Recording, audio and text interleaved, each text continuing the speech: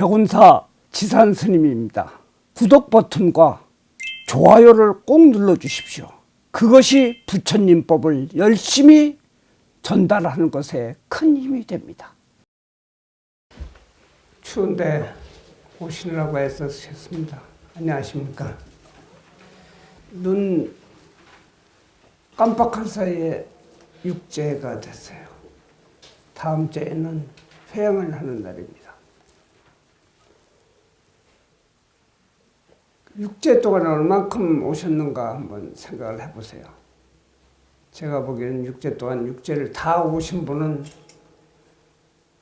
제가 지금 법문하려고 그러는 것에 해당될 수 있는 사람이라고 생각을 합니다. 불교에서요, 사람이 살면서 7가지의 피할 수 없는 일들을 있다고 합니다. 어느 누구나 7가지는 피할 수 없다. 그거를 칠법불가피라고 합니다. 칠법불가피. 뭐냐? 생, 노, 병, 사. 4가지. 누구도 피하는 사람 없습니다. 그 다음에 3가지가 뭐냐면 죄를 지어서 업보를 받는 죄업. 그 다음에 6번째가 복을 질 만한 복을 지어서 복을 받는 응복. 7번째가 나를 찾아오거나 내가 만날 수 있는 인연법입니다.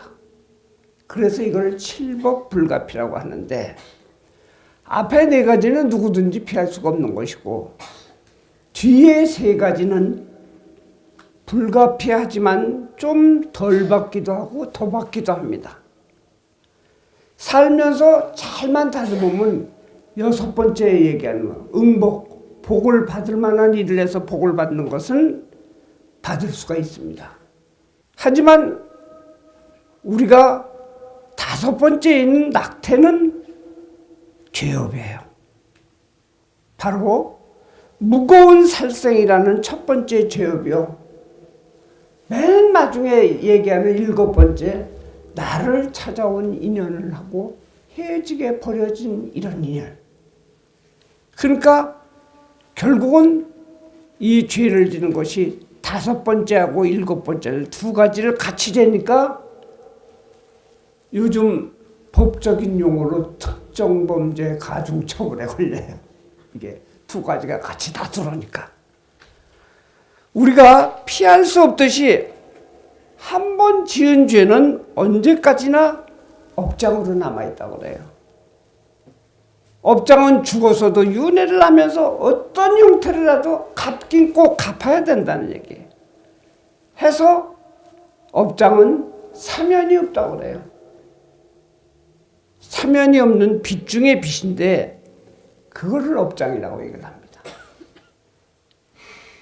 중국 양무제 때 천안을 갖고 있고 인과를 꿰뚫는다는 지공스님이라는 스님이 아주 유명한 스님이 있었어요.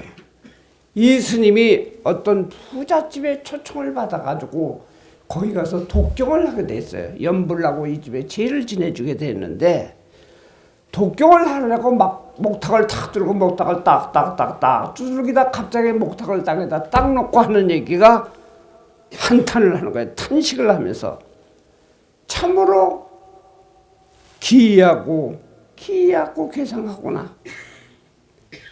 손자가 할머니를 아내로 맞이하고 돼지와 양이 소답해서 자기의 육친 가족을 솥에 삶고 있구나.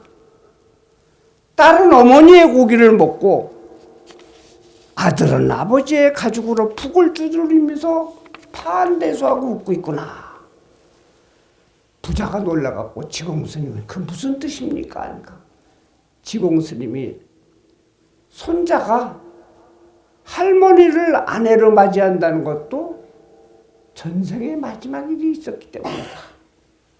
이 할머니가 임종을 할 당시에 자기 손자가 지 엄마 아빠 권석이 아무도 없어서 혼자 길르던 그 손자를 돌볼 사람이 없어서 애석하게 생각하면서 손자 손을 꼭 잡고 세상을 태어났기 때문에 그 애착심 때문에 손자의 마누라로 태어났다.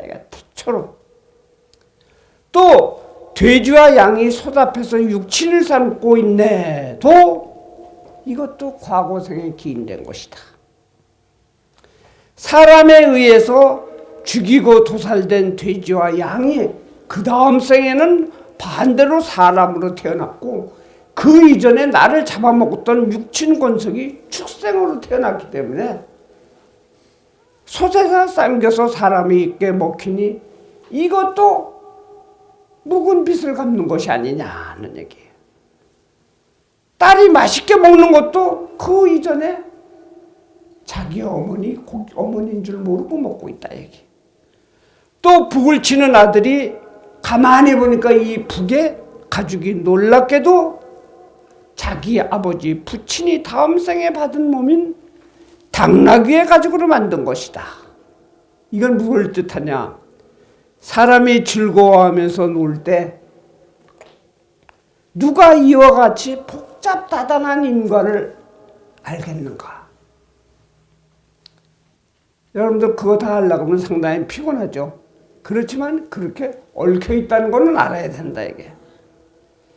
살상을 하며 고기를 먹는 것이 미래의 재앙을 오히려 부르는 것인 줄 꿈엔들 알았겠느냐 이게.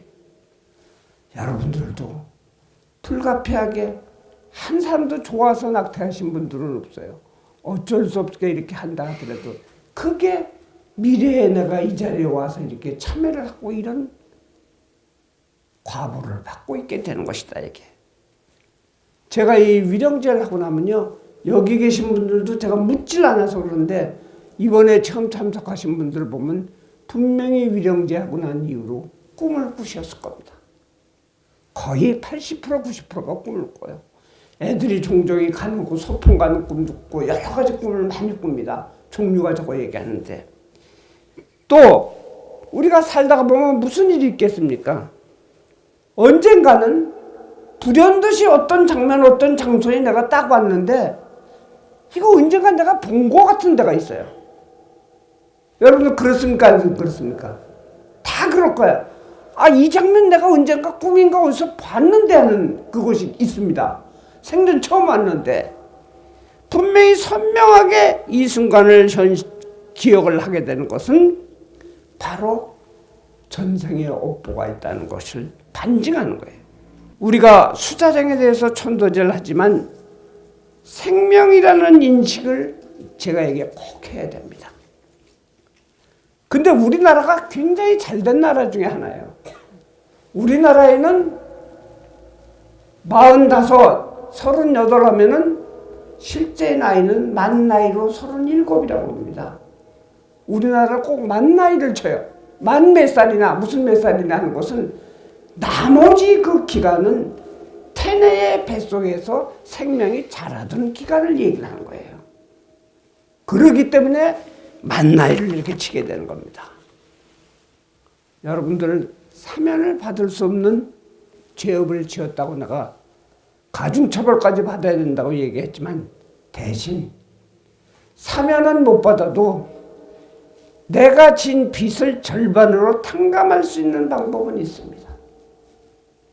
그것이 참회와 적극적인 공덕을 쌓으면 가름할 수 있다.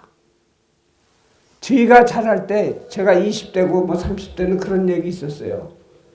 6.25 전쟁이나 무슨 나라에 큰 공을 진 사람이 불가득하게 죄를 지었으면 그거를 좀 까줬어요. 공 얻은 거하고 그걸 아주 이렇게 까줬는데 아마 요즘 세상은 그거는 그거고 이거는 이거라고 하는 세상이니까 모르겠는데 그렇게 까줄 수가 있다는 얘기예요. 그래서 내가 여러분에게 참회진언을 열심히 해라. 열심히 쓰는 분들도 있어요. 사경을 하죠. 근데 그 뜻은 알아야 될 것 같아서 오늘 육제이기 때문에 참회진언에 대한 얘기를 해드리려고 해요. 옴 살바 모자 모지 사다야 사바. 옴 우주의 큰 힘.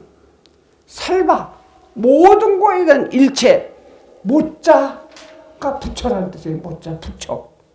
모지 부처의 마음 보리심이다 이게. 사다야 용기, 사바하 우리 할 때 사바하 많이 하죠. 사바하는 아멘하고 똑같아요. 목사님이 설교할 때 뭐라고 하면 신도들이 아멘 따라하죠. 아멘은 이루어지이다, 뜻과 같이 이루어지이다 이 뜻이에요. 이거를 펼쳐서 얘기하면 온 우주의 힘을 갖고 있는 모든 부처님의 깨달음을 내가 얻어 그러한 용기를 갖고 참여합니다. 꼭 참여가 이루어지게 해주세요 하는 내용입니다. 물론 이 진원도 중요하지만, 진원 열심히 하라고 중요하지만, 그래도 요즘은 좀 단련이 돼서 그런지 제가 10년 전까지만 해도 이 위령제 할 때는 울고불고 땀 치는 사람들 많았는데 요즘은 없어요. 별로. 눈물 흘리고 편지 쓰고 울고불고 사경하는 것보다 더 좋은 곳이 뭐냐? 복을 줘야 돼. 훈장을 받아야 된다 이게. 복을 주는 거의 1등이 뭐냐? 보시예요. 남이 어려운 사람에게 주는 일을 하도록 하는 것이 보시예요. 절에 돈 갖다 주는 게 보시가 아니라 어려운 사람이 무거운 걸 들었을 때 내가 들어주고, 이 어려운 사람이 힘든 고개를 넘어갔을 때 뒤에서 밀어주는 것이 보시예요. 보시와 살생의 업장이 있으니까 방생을 해라. 그래서 이제 여러분 알게 될 거예요. 왜 자꾸 내가 이런 아가용품을 많이 갖고 오라는 것은, 내가 이렇게 참여한 기도를 한 것을 미혼모 시설에다가 이 추운데 아빠도 없고 애들 기르느라고 남의 눈초리 보면서 이러고 있는 아가 엄마들에게 다 보내주기 위한 거예요. 우리 이 위령제 물품을 가지고 가시는 분들 그 시설에서 옵니다. 와서 여러분에게 고맙다는 인사를 합니다. 늘 이것 때문에 그 미혼모들이, 어떤 때는 미혼모들, 애기가 과자 먹겠습니까? 우리가 미혼모가 과자 먹진 않는단 말이에요. 그래도 요즘은 다 먹어요. 다 먹고서 어른들도 뭐 고구마 칩이고 무슨 칩이고 다들 먹으니까 내가 과자 하나라도 갖고 오고, 기저귀 하나 갖고 오고, 우유 젖병 하나 갖고 왔을 때 그것이 보시예요. 그래서 보시를 하라는 의미와 다음 주에 방생을 합니다. 방생이라는 건 뭐냐? 생물을 놓아주는 거예요. 해방시킨다는 얘기예요. 어떤 생물을? 죽어가는 생물을. 멀쩡히 잘 노는 생물을 갖다가 놓아주고 그걸 어떻게 해주는 것이 아니라, 그래서 우리가 벽원사가 꼭 바닷방생을 하는 이유가, 아침 포구에서 팔아갖고 오면 바로 횟집에 가요. 몇 시간 후에 오면 칼로 잘라서 사람들이 먹습니다. 이거를 살려주기 위한 것이지, 양식장에서 우리 방생 왔으니까 미꾸라지 뭐 100마리 주세요 해서 이렇게 놓아주는 것이 미꾸라지한테 괴롭히는 일밖에 더 안 됩니다. 방생은 해방할 때 방자예요. 살아있는 것을, 죽을 생명을 살려주는 것입니다. 두 가지를 다 하는 것입니다. 아직까지도 이 핑계 저 핑계 때문에 방생을 갈까, 이렇게 날씨 추운데 뭐 하는 사람 있으면 적극적으로 망설임 없이 참여하세요. 오늘 소참법문이기 때문에 제가 간단히 얘기했는데, 지금 나머지 참여법회도 진심 어리게 열심히 해주시기를 간절히 바랍니다. 고맙습니다. 안녕하십니까. 도담하우스 사무국장 신준혜라고 합니다.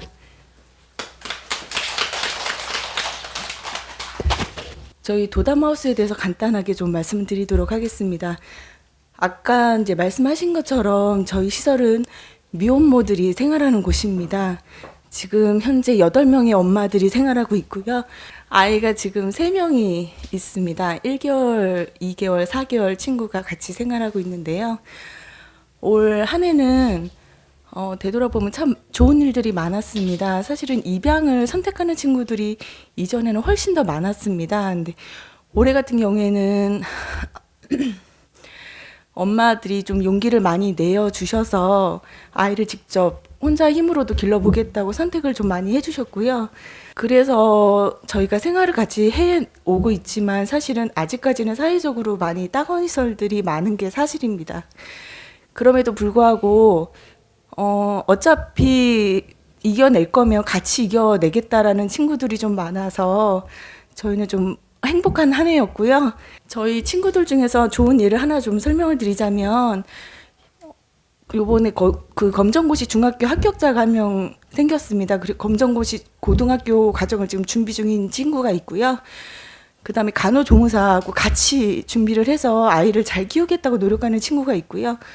또 네일아트나 미용 학원을 같이 다니는 친구들이 있어서 많은 후원자들께서 응원을 좀 많이 해주고 계십니다. 그리고 지금 격언사에서는 매년 저희 후원해주고 계시는데요. 그런 따뜻한 시선이 없으면 저희 친구들이 아마 용기를 못 내고 있을 거예요.